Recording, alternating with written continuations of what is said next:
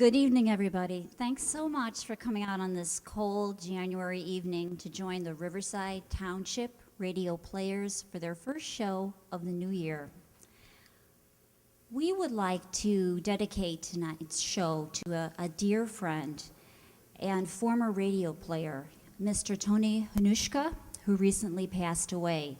He was a member for several years, and some of our regular audience members may remember him, especially for our holiday shows. One year he was a delightful Clarence the Angel in It's a Wonderful Life, and he was also a very jolly Kris Kringle in Miracle on 34th Street. Though he retired from our group a few years ago, he still found time to come back to see some of our shows and visit with us. He was a wonderfully warm person, and as Ellie Babka remarked to our group, he was a real sweetheart of a person with an impish sense of humor, and he always left us with a smile. So we're really going to miss him. And Tony, the show tonight's for you.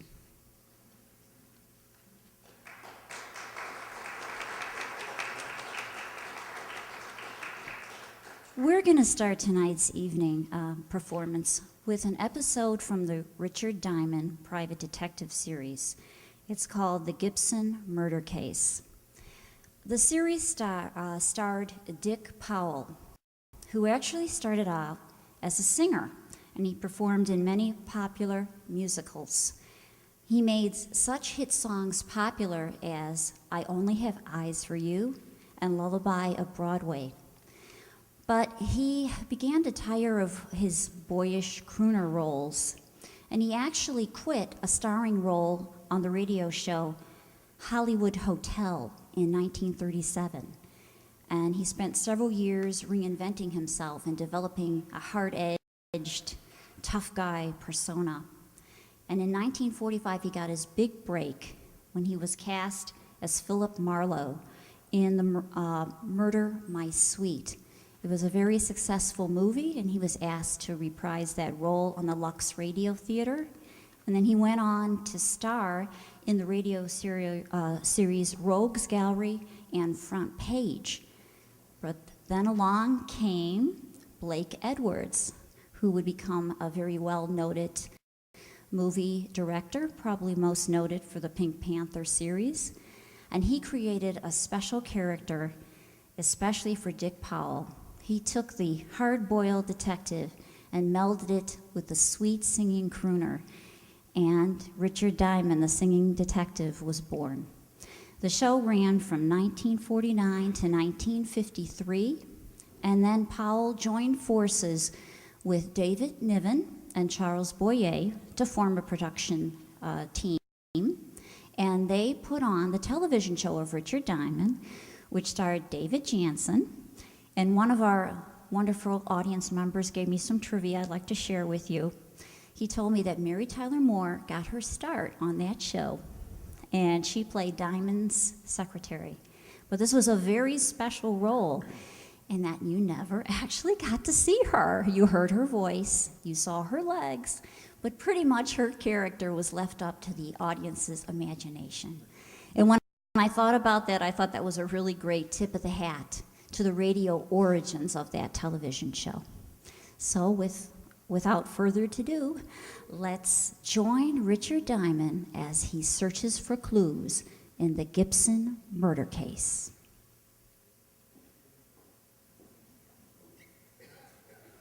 The Ethel Merman Show, previously scheduled for this time, will be heard at a new time and a date to be announced shortly.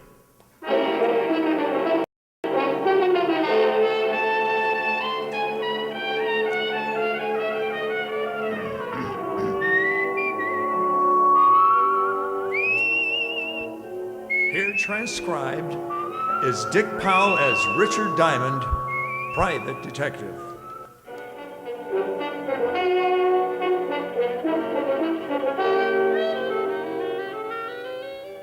Hello there, this is Diamond. Yeah, hey, I got a beef. I went shopping for my girl, Helen Asher, the other day. You know, stuff for dinner. This town's gotten hotter than a blast furnace in Death Valley, so you gotta pick out things that make for a cool meal. Like salads, cold cuts, beer, real picnic style. Well, I figured I could whip up a fancy tossed salad or something until I got around to the tomato counter. Have you glommed onto a price of tomatoes lately? Now, what's with that? So the cost of living is inflated, so a T-bone makes like it just arrived from the Sultan's classiest cow? Okay, a T-bone I can understand, but what's with a tomato? When it costs so much, it should be hanging from a charm bracelet instead of lying on a salad bowl. Who needs it? So I bowed from the waist and figured you still could do a lot of things with a plain head of lettuce. Oh, I got another beef, too. Why can't people start their killings in December when it's cool? Now, about a week ago, I got mixed up in a case, and before it was over, I took so many salt tablets, I am now the best seasoned private detective in New York. It started last Tuesday morning about 11 o'clock in an apartment on the Upper East Side. Jenny, Yeah, genius. no cracks. No cracks. We're both waiting for old Gibson to turn us into the cops, and you say no cracks. This whole rotten mess is your fault. Well, how did I know the old goat wouldn't fall for it? Well, he didn't. So we better start packing. What for? Because I don't want to play hostess to a lot of little men in blue. I'm allergic to handcuffs. Relax, will ya? He won't find us. He can trace me from the other apartment. How? Gibson don't know your real name. Did you leave anything in the other place that would lead him here? No, cleaned out everything except the clothes. I didn't intend to move those. Notice you got away with a mink. What'd you want me to do? Leave it behind? Nah, we can hock it. Hock it? Yeah. You want to blow town? It takes cash. Cash I ain't got. You're telling me. Look, baby, if Gibson goes to the police, I'll have to hock the coat so that we can blow this joint, see? All right. You go get rid of it, and I'll start throwing some things in our suitcase. Who's that? How would I know? Maybe it's the landlady. Oh, I forgot. They're painting this floor today. Yeah, I saw the painters in 206. They'll probably start in this room in a couple hours. Okay. Dump the coat. I don't want the lady to spot it. Yeah, okay. Yeah. What, Gibson? So you really are married, huh? Who is it, Harv? Hello, Virginia. Mr. Gibson. Yeah, I waited around in front of the other apartment and followed you here. I wanted to be sure to send the police to the right place. Look here, Mr. Gibson. So you look, whatever your real name is, I don't like being blackmailed or threatened. But please don't. No, Virginia, my mind is made up. In a way, but you didn't think about me. I'm past 60 and I'm tired of being made a fool. Look, why don't you give her a break, Mr. Gibson? No, I'm not asking for That's much. very noble of you. You should have thought about that a few hours ago when you accused me of making love to your wife. You're not really married. Why, I oughta... There's no need for expressing your indignation. There'll be plenty of time for that when the police arrive. Harv? Yeah, come in here. Hey, how dare you? Take your hands off of me. Look, you ain't calling nobody. You'll listen to me. Take your hands off of me. What are you gonna do, Harv? I'm gonna change this old goat's mind about calling the cops. You can't threaten me. Oh, you struck me. How'd you guess? Harv, take it easy. He's an old man. Your concern is misplaced, my dear. I can take care of myself. Why, you... Give me that cane. I'll be glad to give it to you across your shoulders. Give me that. Harv, be careful. Hit me with a cane, will you? You young... I'll shut you up for good. Harvey!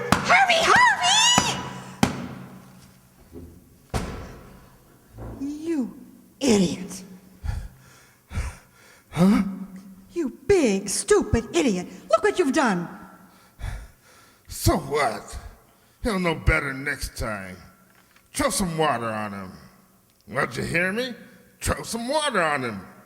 What's wrong? Harv?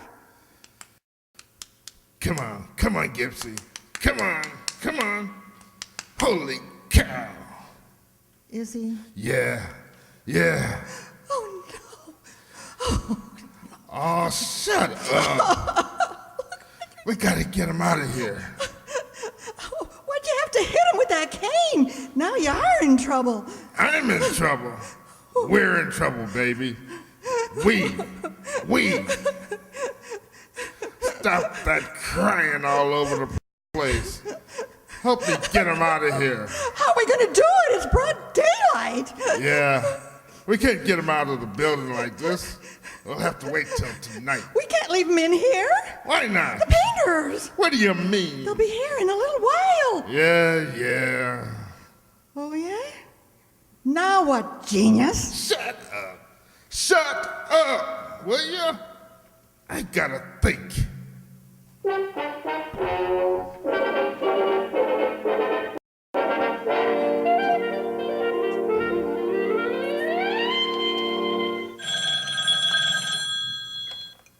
Diamond Detective Agencies. Murders financed while you wait. Oh, you idiot. Oh, is this Toodles Asher, the Bella Park Avenue? Oh, this is Helen Asher, the girl that goes steady with the Diamond Detective Agency. Sounds like a fine organization. Are they reliable? Very seldom. Oh? I'll tell you better as soon as I find out what I'm going to do tonight. You're going to give your butler the evening off, and the Diamond Detective Agency is going to march through your front door, single file, and show you a shortcut to spin the bottle. What time does all this begin? How long will it take you to pucker? About 2 seconds. Well, I won't get there late. Don't hold it, or you'll end up looking like Betty Boop. Oh, you're terrible. Yeah, I'm terrible. So's a baboon. Oh, what you... You won't be late, will you, Rick? I don't know. After that last crack, maybe I better start going steady with King Kong. Rick. No, I'm mad. Ricky, I love you. Only because I can hang by my tail and my fangs have that toothpaste smile? I think you're the most wonderful man in the world. Well... I think you're the handsomest, the strongest, the smartest. Well, all right. Now, tell me something I don't already know. Rick. Bye, baby. See you at 8. Bye. A, I'm adorable. B, I'm so beautiful. C, I'm... Now look, honey, I can't make it until 8 o'clock. I got a fan dancer who's a client, and she wants to go out and trap an ostrich this afternoon. Is this the Diamond Detective Agency? Huh? Oh, yeah. Is this Mr. Diamond? Yeah, what's the matter? You sound like you're standing on a body. Oh, Mr. Diamond, please, you've got to help me. I just don't know what to do. Now, take it easy. Who is this? What? I thought it moved. What moved? The man sitting in my chair. Well, that happens now and then. Why shouldn't he move? Oh, well, because he's dead. What? Yes. I came home this afternoon from girls' camp, and when I unlocked my door and went in, I saw this corpse sitting on my Hepplewhite. On your what? Hepplewhite. I don't know how he could have gotten there. Hepplewhite? No, the dead man. What about Hepplewhite? Who? The guy this corpse was sitting on. Oh, no. That's a chair. Hepplewhite's an old antique chair. Oh. Oh, now I'm so confused. Well, move over, honey. Now take it easy and give me one thing at a time. Who's the dead guy? Well, I don't know. I never saw him before in my life. Okay, now why haven't you called the police? Well, I thought about that, but I'm a school teacher, Mr. Diamond, and I was afraid of the scandal. I read a lot of detective stories, and the first thing that came to my mind was calling a private eye. Private eye? You have the biggest ad in the phone book, so naturally. Naturally. Well, give me your name and address, and I'll be right over. Oh, Esther Blodgett, 419 East 79th Street, apartment 108. Okay, Esther, now don't let anyone in and don't touch anything. Oh, I know that's silly. After the initial shock wore off, I found myself in complete control. What's the matter? Oh, I'm so nervous. I just lit a cigarette. It tasted so good I offered one to the dead man. Well, if he takes it, remember how you did it. I'll be right over.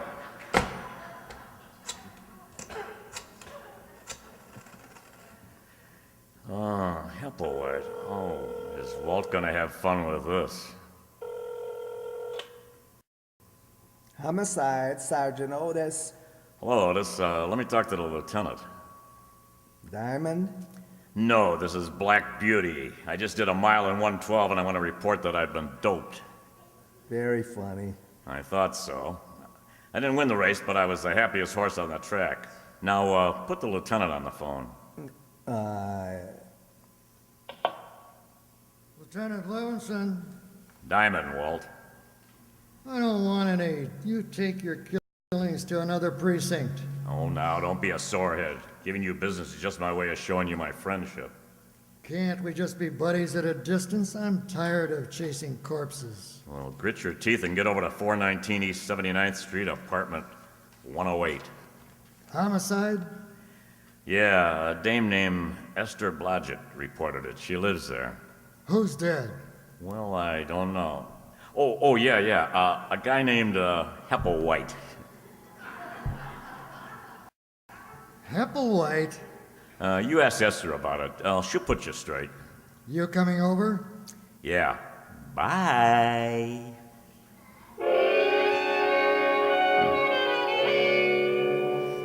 As I went out of my office, I thought about Esther Blodgett and wondered how mad she would be when the cops turned up. I had to call them whether she wanted the scandal or not because homicide comes first in my book. I'm an ex-cop and I still follow the rules. It's not a conscience, it's just like staying in business. So when someone turns up with a killing, I always let Lieutenant Walt Levinson know about it. I grabbed a cab and 20 minutes later I was standing in Esther's apartment along with Walt, the dead man, and Hepplewhite. Oh, you're a swell fella, you are. What's the matter, Walt? I've been going through that Hepplewhite routine for the last 10 minutes. I just found out it was a chair, that one right over there, the one the stiff's in. Mr. Diamond, why did you call the police? I thought you'd ask that. Because that man's been murdered, Miss Blodgett. That's what good citizens do when they find a dead man in the apartment. Oh, but the scandal. I'm a school teacher. What will my students' mommies and daddies think? Honey, just confuse him with that Hepplewhite routine. What'd you find out, Walt? Not much. The coroner will be here in a few minutes. Looks like someone gave him a pretty good beating. What's that all over his clothes? Isn't that blood, Mr. Diamond? Yeah, he's been bleeding all right. I mean, the brown stuff. Walt, it looks like lint or something. I noticed that too. I don't know what it is. We'll have the lab analyze it. Tell me, Esther, you said when you came in you unlocked the door. Yes, that's right. Are you sure it was locked? Why, yes, it has a catch lock. Besides, you have to turn the key and use the other hand to turn the knob and then... Did you touch anything, open any windows? I touched nothing. Well, there's a good one, Walt. Yeah, a corpse sitting in a room with the door and all the windows locked. How do you always lock the windows when you go out, Miss Blodgett? Well, I've been away for several weeks at a girls' camp. Aren't you a little old for that sort of thing? Oh, I've been counseling. One of the teachers who goes along to take care of the young girls. What do you think, Rick? Well, he wasn't killed in this apartment. No signs of a struggle. There's only blood around the chair and on the body. He must have been carried in. There would be blood trails on the floor. Not if he was carried in something. You say you never saw this man, Esther? Never in my life. Any identification in his wallet? Yeah, the name's Gibson, Leland Gibson. No money taken either, so that eliminates the robbery angle. Any address? Yeah, he's got an old driver's license, 12 East 64th Street. Pretty classy district. Well, judging by his clothes, he was well fixed, tailored, good store. And as soon as the coroner arrives, I'm going to check this apartment building. Maybe somebody heard something or saw something. Hey, Walt, let me check this 64th Street address for you. This is a police job. Why do you want to check it? Oh, because poor Miss Blodgett looks so unhappy. I am, Mr. Diamond. I am very unhappy. See, Walt? So she's unhappy. If you want to check the place on your own, go ahead, but I'm sending some men over anyway. Mr. Diamond, I like you. Well, thank you, Esther. Oh, I want to hire you to catch the killer and free me from this awful policeman. awful policeman. Do you know how I got this way, Miss Blodgett? Oh, I'm sure it wasn't easy. Good for you, Esther. I got this way because of this private detective. Just call me Blue Eyes. Ever since he stopped working with me and left the force, I've gotten mixed up in more screwy cases than an alcoholic in a whiskey truck. There isn't 1 week that he doesn't turn up with 1 or 2 killings. My, he gets excited, doesn't he, Mr. Diamond? Yeah, in his spare time, he intimidates my sergeant. Just call me Rick, dear. I've taken enough bicarbonate in the last year to stop Vesuvius from erupting. And if he doesn't give me a little peace and quiet, I'm going to end up solving a killing of my own. Rick? My, that's a nice name.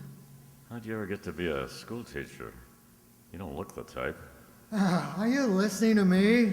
Well, what makes me so different? Well, I've seen signs on the highway that say it better than I can. What are you two babbling about? You mean the ones that say danger, stop, look and listen?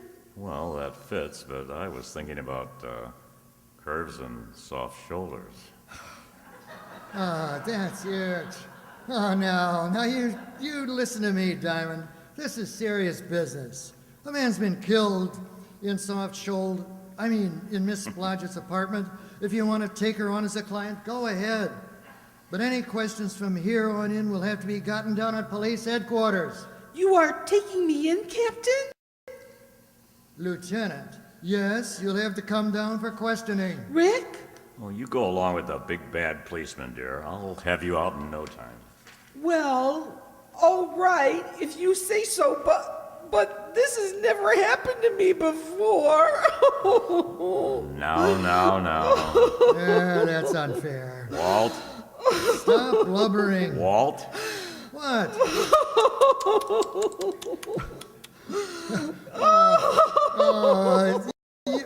You get out of here.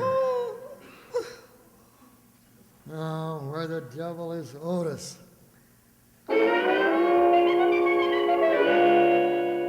I left Walt jumping up and down in front of Esther and the corpse and headed for 12 East 64th Street. It was an old brownstone in one of the wealthier districts. And when I rang the doorbell, I got another surprise. Yes? Yes, don't tell me you're a school teacher. I beg your pardon. Oh, forget it. It's the landmarks that threw me. What do you want? Do you know a Mr. Leland Gibson? Well, yes, he's my father. Now, just who are you? Name's Diamond. I'm afraid I've got some bad news for you, Miss Gibson. It's Father. Something's happened to Father. May I come in? Oh, I'm terribly sorry. Yes. Come in. Now, please. What is it? What's happened to Dad? Well, he's dead. Oh, no. Now, look, I know this is tough, but you've got to help me. The police will be here any minute. The police? Yes, your father was murdered. Oh, I knew something like this would happen. You did? Well, tell me about it. Well, I don't mean that. I expected Dad to be murdered, but Okay, now, just take your time. Cry it out. Oh, I'm sorry. Have you a handkerchief? Oh, sure, here.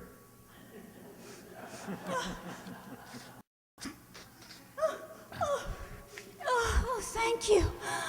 Now, think you can talk about it? Oh, well, Dad left the house about 3 weeks ago, and he moved into a hotel. Did you have a fight or something? No. Everything was fine, just fine. Now, hang on. Oh, things couldn't have been better, and he was in wonderful spirits when he left. No arguments, no hard feelings? He didn't leave mad?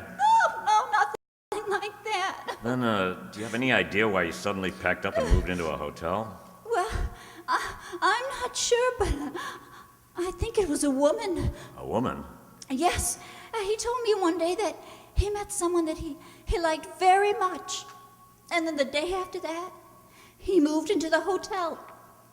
And I never saw her, and he never said any more about her. Weren't you a little worried? Well, naturally, I mean, my father isn't a young... he was a young man. Oh, just one more question. What hotel did he move to? It's the Adams on Madison Avenue. He used to go there 3 nights a week for dinner and a game of bridge before he decided to move in. Well, thank you. Are you all alone? Yeah. Got any friends you can call? A few I can. Well, call them. It's better not to be alone. And ball your head off. It'll do you some good. I'll send you your handkerchief, Mr. Diamond, Richard Diamond. It's in the book.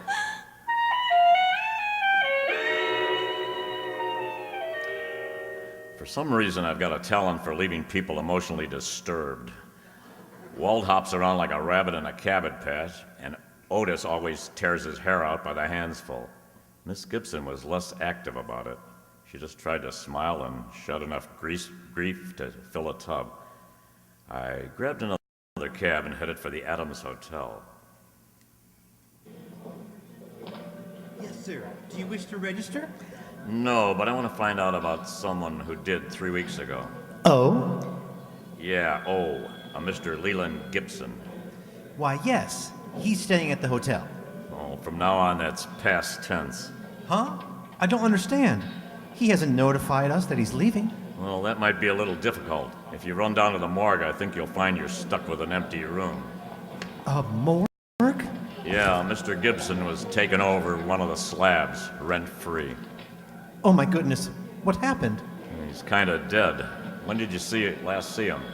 Early this morning. He left the hotel around 10. Know where he was going? Why, no. Do you remember him having any visitors in the last 3 weeks? Girl, I mean. No. Are you looking for a girl? Oh, I can see this is going to be a long night. Yeah. Mr. Gibson's daughter seems to think he was running around with a woman since he moved into the hotel. Oh. You say that like you knew what I was talking about. It was common gossip around the hotel. What was? Well, Mr. Gibson has been coming to the hotel for many years. He used to eat dinner here 3 nights a week and then play bridge with some of the hotel regulars. Now, about a month ago, we took on a new waitress. Uh-huh. Now, it was very obvious that Mr. Gibson was quite taken by her. So much so that he moved into the hotel and ate at her table every night. Oh, and what was her name? Virginia Pelgrim. Quite good looking. About 5'3", brunette. Very well... I'd like to see her. That's impossible. She left the hotel about a week after Mr. Gibson arrived. Oh, swell. Wasn't Mr. Gibson unhappy? Oh, no. He was rather happy, in fact. I believe he wanted her to move so he could see her more often. Now, what makes you say that? Some of the things she said in the kitchen to the other girls. You know where she might have moved? No, but you might check the flower shop. Mr. Gibson used to send her flowers every day. Well, thank you.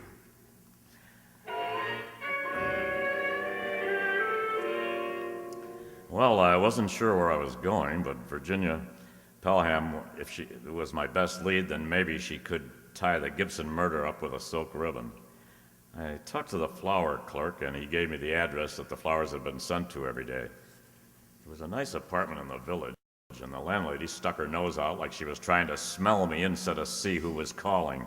Yes? I hope that door doesn't slam shut sometimes. You'll have a bloody nose for weeks. What do you want? Roll out an eye with that nose, and I'll show you my badge. You're in the wrong place. Well, there's a face that goes with it. I'm looking for a girl about 5'3", dark brunette. Well, you are in the wrong place. Her name's Pelgrim. Oh, her. She lives upstairs. She does, huh? Is she in now? No, went out this morning and hasn't come back. And she probably won't. She have many visitors? Only a couple. Men. Oh, that figures. Ever see an elderly man, gray hair, about 60? Sure, every day. Know his name? No. You said he had a couple of visitors. Who else? Another man. Young guy. Kind of greasy. Only came around a few times. The old man was there this morning. Had an argument. Did you hear what he said? I don't snoop. Anyone else? No. Who paid the rent? She did. Cash. Mind if I take a look at her apartment? Got a search warrant? No. Then you can't. Okay, thanks. You've been charming.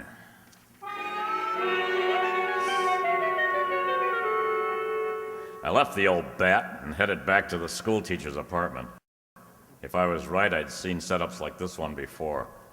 But there was still a problem of finding out how Gibson was killed and how he got into a locked room. When I pulled up, I saw the wagon, complete with corpse and coroner, pulling away from the morgue. And when I went in and knocked on the door, I was certain they had forgotten one of the bodies. Oh? It's you, Seamus. Why, Otis, they're leaving without you. Who is? The hearse, shouldn't you be lying down or something? Now, you stop that, Rick, and get in here. Hello, Walt, what's new? Well, Rick. Well, Lester, has Otis been using his rubber hose on you? Oh, no, but I was getting lonesome. I'm glad you're getting back so soon. You are? As soon as you two quit rolling your eyes at each other, maybe you could tell me what you found out, Mr. Diamond. Yeah, well, send Otis down to the station for a search warrant, then tell him to get over to 9 West 12th Street and see what he can find in a Miss Virginia Pelgrim's apartment. Who's Virginia Pelgrim? The only person who was mixed up with the murdered man. There was another man who used to see her, but I can't find out who he was. All right. Otis, go get the warrant. Yeah, Lieutenant. Thanks, Diamond. A pleasure, Sergeant. What'd you find out, Walt? There were 11 people in the building at the time of the killing. None of them ever saw the guy before. Here's a list of the names. 3 people on this floor, 5 on the second, and 3 more on the third. Have you talked to the landlady? Certainly. She doesn't know any more about it than the rest of us. What about that funny brown lint on the dead man's clothes? We're checking on that right now. The lab said they'd call me. Did the landlady say she had a key to this apartment? Sure, but she hasn't used it since Miss Blodgett was away at girls' camp. When did she use it? 3 days ago, when she had to let the painters in. And she says that the windows and door were definitely locked. Because after she let the painters out, she locked them herself. Painter, huh? Yes, and I've been looking, I think they've been doing a terrible job. Why, the kitchen alone... Esther, dear. Yes, Rick? Later, dear. Yes, Rick. Walt, did they paint the whole building? They painted the second floor today.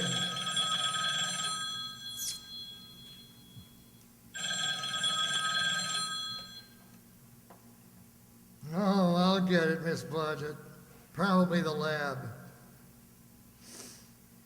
Yeah, I see. Okay, thanks. Rick, do you know who did it? I got a hunch. Oh, you're wonderful. Yeah. Lab. That the lab, Walt? Yeah, that lint you spotted on the dead man's clothes is from the mat they put on the rugs. Uh-huh. Walt, you were on all the floors. Did one of the apartments have a rug missing? They're all missing from the second floor. The tenants took them down to the basement when the painters moved in. Any off this floor or the third? No, just the second. Well, your killers are on the second floor, Walt. How do you figure? Well, let's look at what we've got. A dead body in a locked room, blood on body and floor around body, but nowhere else in the room. Carried in. In a rug. Bullseye. Oh, this is so exciting. Esther. Sorry. Yeah, but how does a dame called Pilgrim figure into it? There's no Pilgrim listed in this building. Well, there shouldn't be, if I'm right. The dead man met Virginia Pilgrim when she was a waitress working in his hotel. She gave him a pitch and he fell. He put her up in an apartment so he could see her more often. So what? I think she was working with another man, a man who was seen around her apartment by the landlady. Then how did the body get over here? The guy the dame was working with probably lived here. What about the motive? Well, my guess is that Gibson was being blackmailed, and he followed the girl here. He was probably going to yell cops, so they killed him. Okay, now what about the locked room? Explain that. I'll let the landlady of this building explain it, Walt. Go ask her one question. Who had this apartment before Miss Blodgett? Esther. Oh, I'm sorry. Esther? Oh, I can tell you that. Mr. and Mrs. Austin. They moved to a smaller apartment and let me have this one. It's more rent, and they couldn't afford it. I expect this is a better apartment, though. It has very... Esther? What apartment did they take? Oh, it's on the next floor, apartment 209. According to this list of people who were on the second floor at the time of the killing, the Austins are the only couple. What did Mrs. Austin look like, Walt? About 5'3", dark brunette, very well. Say no more. Come on, Walt. May I come? No, Esther. You stay here. I'll be back later to discuss the better features of your apartment.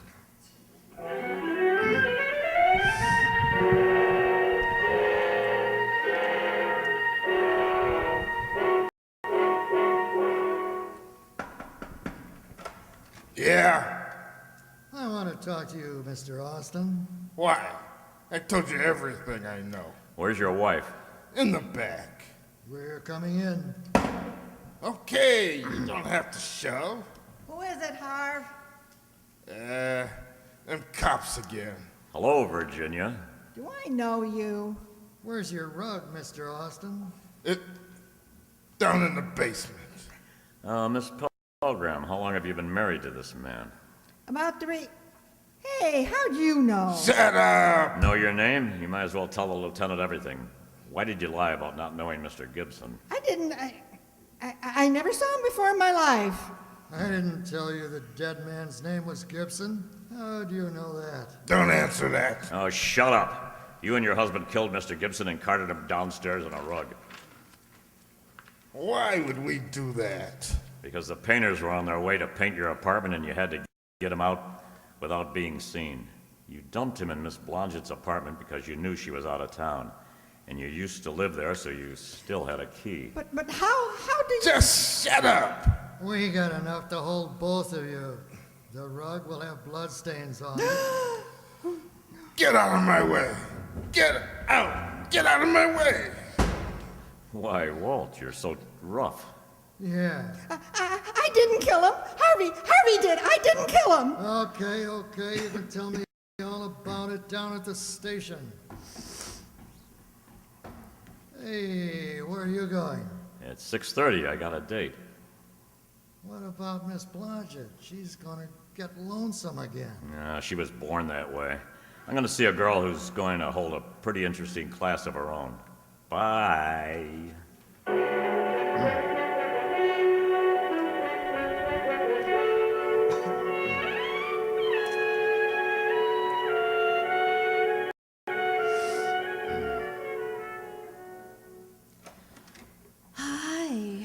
Hi, well, don't you look comfortable?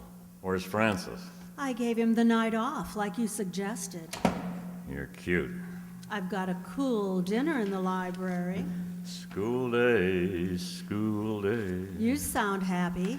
I was just thinking about a school teacher I knew once. That looks toothy. Sing for your supper. What? Got a new tune on the piano. Oh, honey, I'm hungry. You sing first, and then you can eat.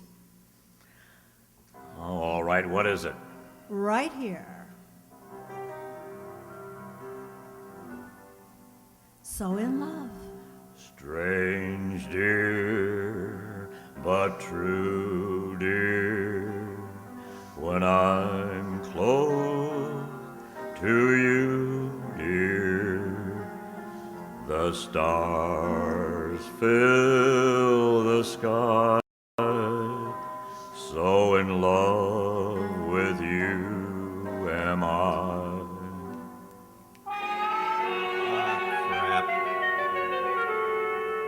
Oh, keep it going. I'll get it.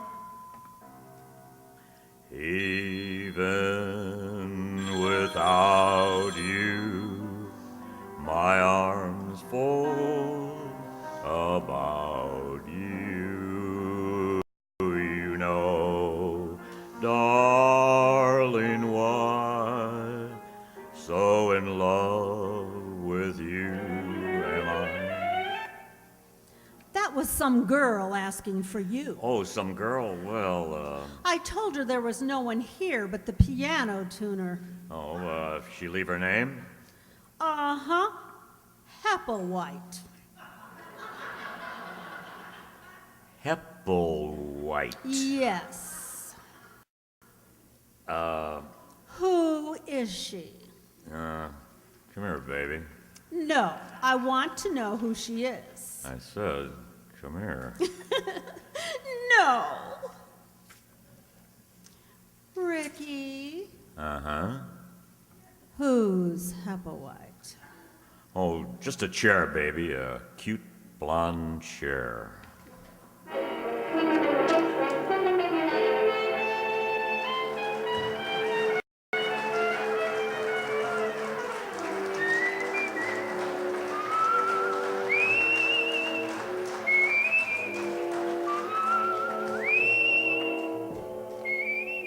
You've just heard Richard Diamond, Private Detective, starring Dave Sanchi as Diamond.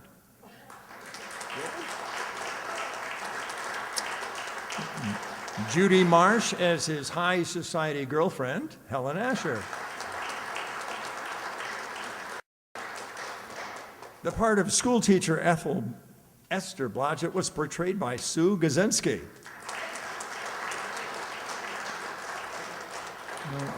I wonder if she knows Miss Brooks. We'll find out. The hard-boiled Lieutenant Levinson was voiced by Herb Thompson. And his able assistant, Sergeant Otis, was played by Jay Summerfield.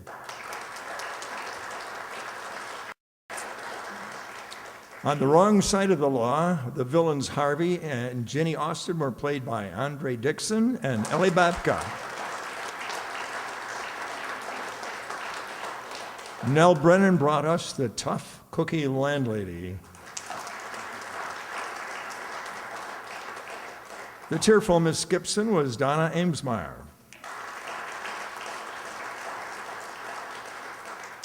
Sound effects were courtesy of Marty McNully, who played the gossipy Adam hotel clerk as well.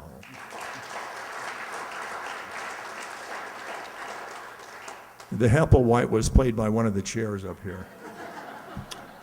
I'm Roger Morse, and I was your announcer, Eddie King, and also the ill-fated Mr. Gibson.